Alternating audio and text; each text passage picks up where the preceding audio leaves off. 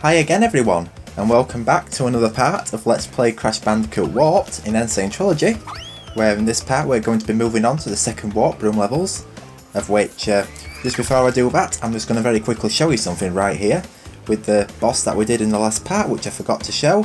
But basically what happens is, if you stand in the corner, all of the audience start like throwing cheese at you, which is something that I never even realised. I mean, obviously in the PS1 version there was a glitch where if you stood in the corner, the lions would not get you. But in this version, as a bit of an Easter egg, all the audience throws cheese at you. So yes, thanks to Spyro Jonathan for pointing that out to me. That is actually a really cool Easter egg. But anyway, enough talks on that. We are now going to go into our first level of the second warp room, which will of course be Gee Whiz. Now that is actually really funny. Why must you continue to be a thorn in our side? Who? What? Where was I? Oh, Tiny was a good fellow. He hated everyone and everything, but a good heart nonetheless. Please be more reasonable with my minions next time. But as I said, I actually find it really funny now. I didn't as a kid, because it only just recently came about. But this level's called Gee Whiz, which I think was about around, I don't know what year it was it about 2011 or something like that? Over here in the UK we had a car called Gee Whiz. And it was like probably one of the worst cars ever made. It was one of them electric cars that you plug in.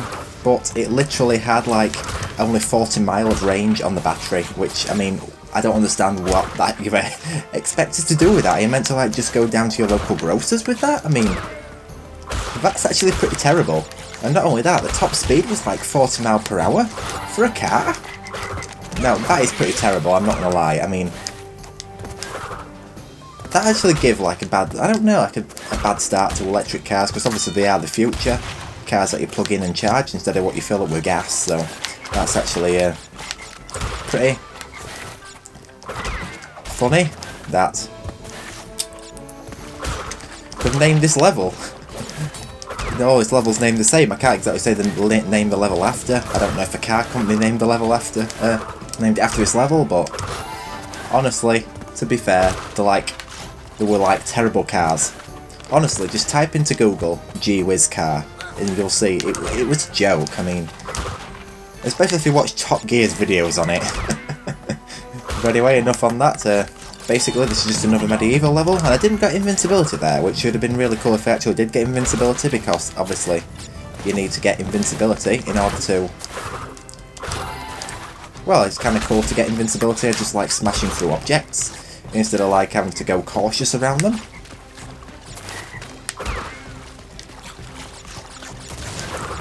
And it's kind of interesting that I did mention the Easter egg that Spyro Jonathan pointed out, so yeah, you got another shout out, because I'm actually watching your Let's Play at the same time as I'm doing this one. So every time you upload a part, I am going to watch your Let's Plays and catch up on them.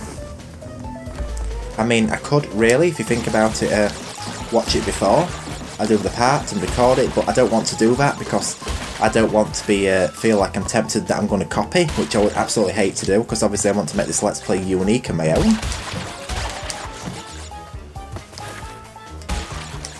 Oops, I timed that wrong. I thought I actually had the double jump yet, but you don't get that till the second warp room, so... And I don't know why, but the controls seem to like go all really glitchy here. Now, I don't know if I've already mentioned this to you or not, but I've now started using the analog stick to playing these games, when all my life before I basically just used the D-pad. So that's actually pretty cool that I've decided to start doing that. Maybe, I don't know, it's because if everybody else in the Spyro community and that seems to be using the analog stick, but I actually can't believe I actually used a D-pad before. No wonder I had to use turning characters and balance characters and that in CTR when using the D-pad. The analog stick is much better, honestly, it really is. Try playing this game with the analogs. Now, this isn't too bad with the D-pad, but racing games always use the analog stick.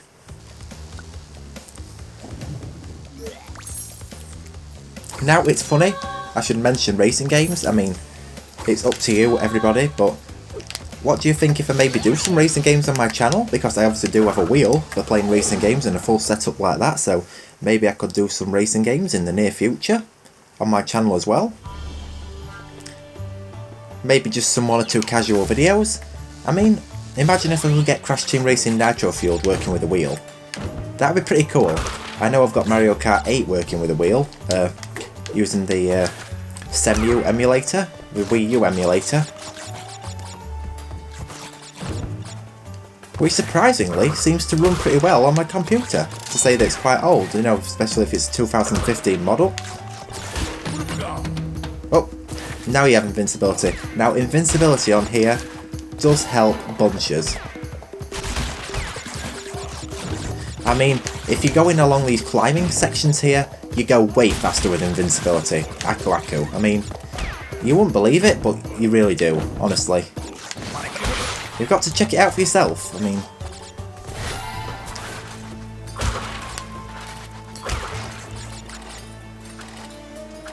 fortunately, there's only 2 vehicle levels in this warp room, because as I said before, I'm not a really big fan of the vehicle levels in Crash Warped, but fortunately, there's only 2 in this warp room.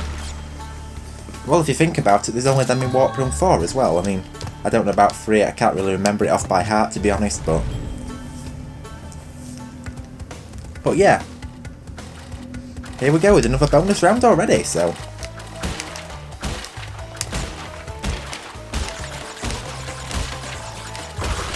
now these rotating boxes, I think they were originally called slot boxes, and now they seem to rotate. They used to like sort of change. I don't know why, apparently somebody said that it could be because it's referencing gambling.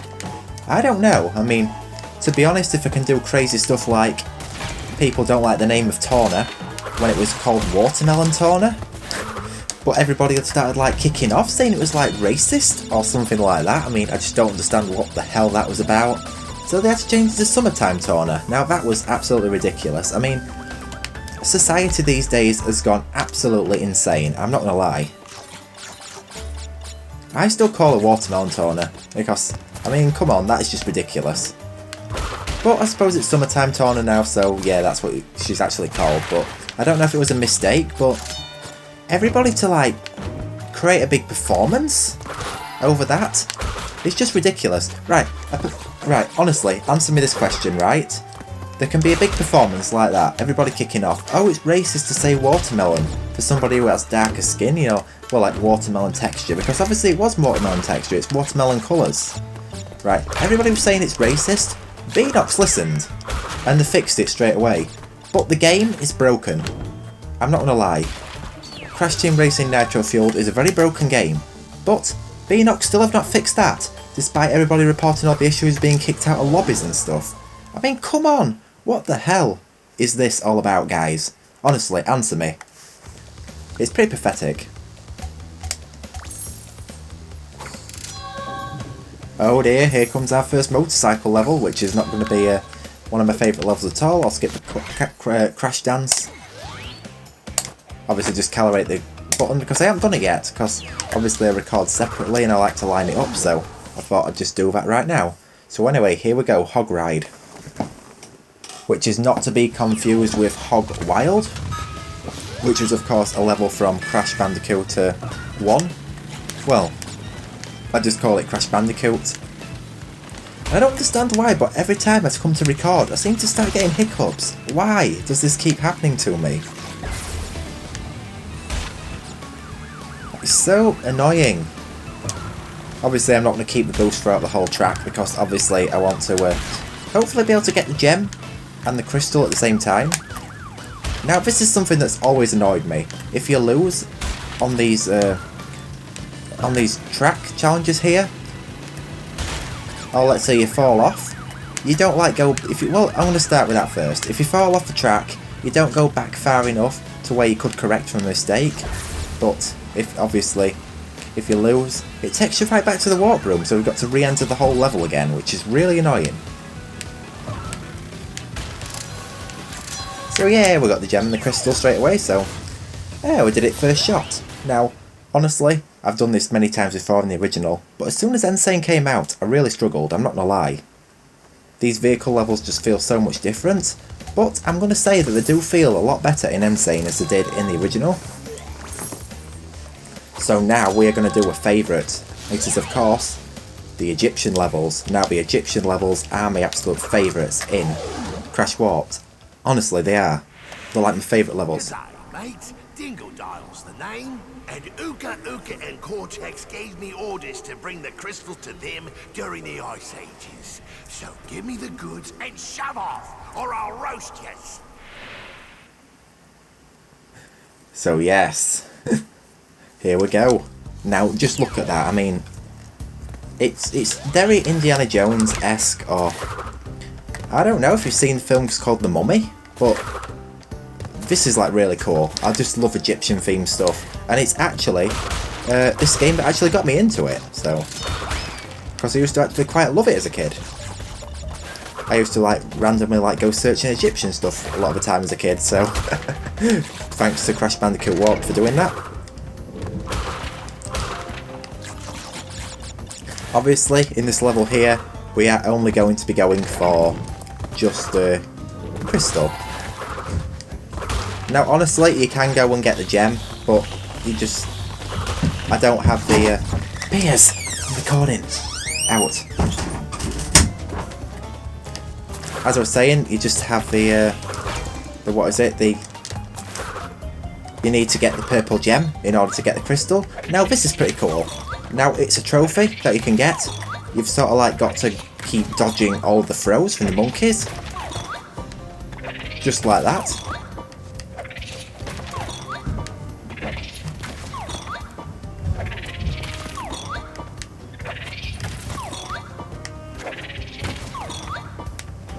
Which is, you just got to keep going and going and going, and eventually the monkeys will stop throwing. But I don't think they actually...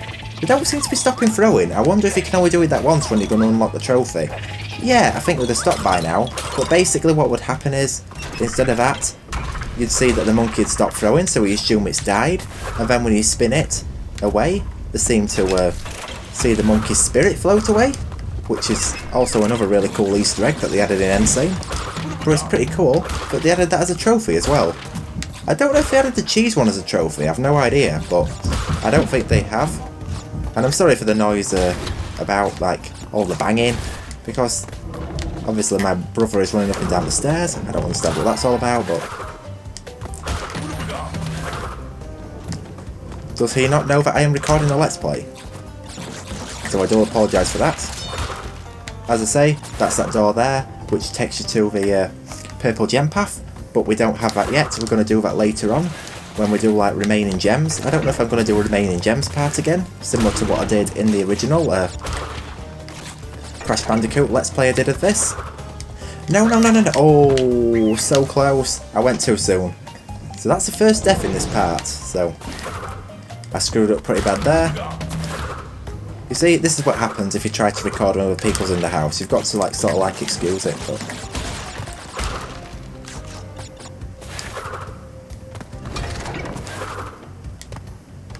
This time I'm going to do this much better. Obviously I just got to wait for the platforms to come across, because obviously I keep forgetting that I don't have the double jump ability yet, so...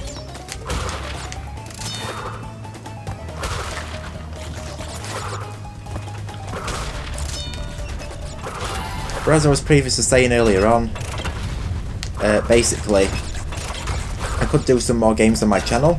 I could do some racing games, maybe some first-person shooters, you know, to maybe vary it up a bit. I don't want to just do these retro games and classic games all the time. And wow, I'm not getting very far with this. Anyway, this stuff on the ground here, I think it's tar. Well, and I got hurt in the end anyway, so that was pretty pointless. Because I did a dumb thing and just went through anyway, so... But as I say, that black stuff on the ground, I always thought that it was oil. Lots of other people seem to think that it is that as well, but apparently it's tar. But it seems too sort of thin. I don't know. It could be oil, it could be tar, who knows?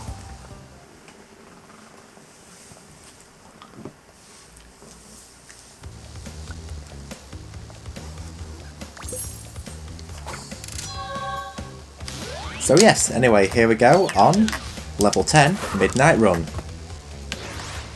Which is another one that they're going to play as Coco. Now speaking of Coco, in the next part, if you want me to, I could switch to Coco for a bit, you'll have to let me know, but obviously there's all different choices of character, so... And now people are slamming around car doors outside. Noisy neighbours. And there's somebody who lives on my street who's got like a really loud exhaust on their car. And they have the car engine like so loud, it's like a BMW or something, and it's like really loud. I don't know if you've heard that in my Let's Play yet, but I know in my Crash Team Racing Nitro Fueled Let's Play, somebody outside my house decided to do a burnout in a Vauxhall Insignia. Like, what the heck? I mean, wow, there's some weird people about, guys. I mean, I suppose it doesn't matter what car you've got.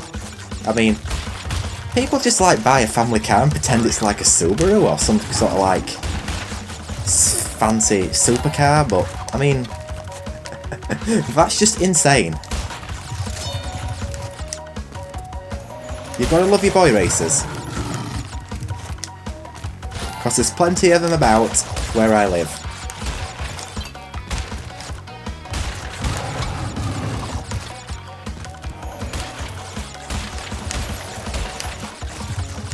But I've always found it really weird how like people make like little Peugeots and Clios and stuff like that really loud, like it's like it's some kind of supercar, and pretend to be driving a supercar. That is always like made me laugh. But anyway, here we go.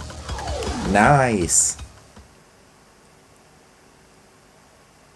So now we've just got the boss, Dingodile. Obviously all the other portals have disappeared again, so we're now back to where we was before.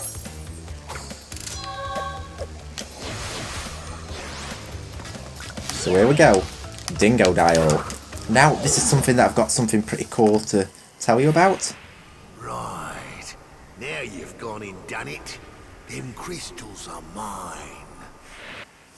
Yes, but not for long. There's Penta. I kind of love how they put Penta in the Crash Team Racing Nitro field, although saying that, Penta now uses North American stats. Obviously the Japanese version of Penta's got maxed out everything, but to be honest, you don't really need the speed.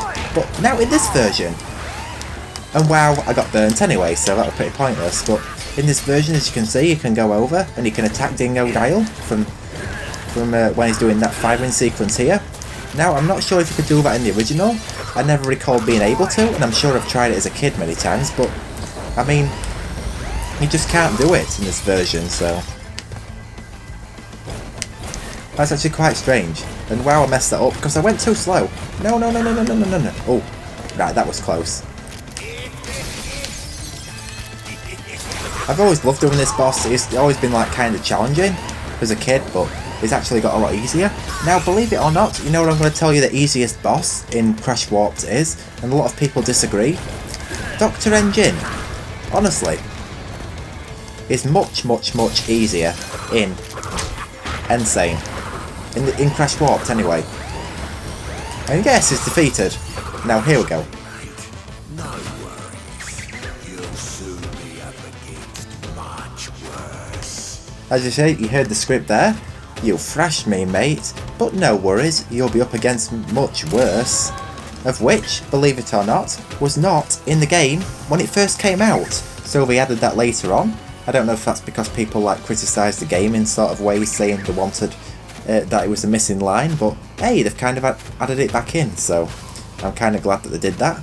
But anyway, here we go, we've unlocked the double jump power up, so to jump twice as high, press the X button to jump, and then press the X button again at the top of your jump, so yeah,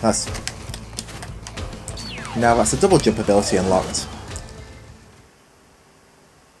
So here we go, everybody, that has been part 2 of my Crash Bandicoot Warped Let's Play. So in the next part, what we are going to be doing is we're going to be moving on to the third warp room, which will of course be the Oriental warp room as it's called. So that has been part 2 of my all new Crash Bandicoot Warped Let's Play, everybody. I hope you all enjoyed. Thank you so much for watching, and I will see you all in my next part. So now I am going to go, and I'm going to get a Pepsi, because obviously, closing comment, Pepsi is much better than Coke. You can argue if you want, but honestly, Pepsi is far superior. But anyway, so other than that, I will see you all in part 3.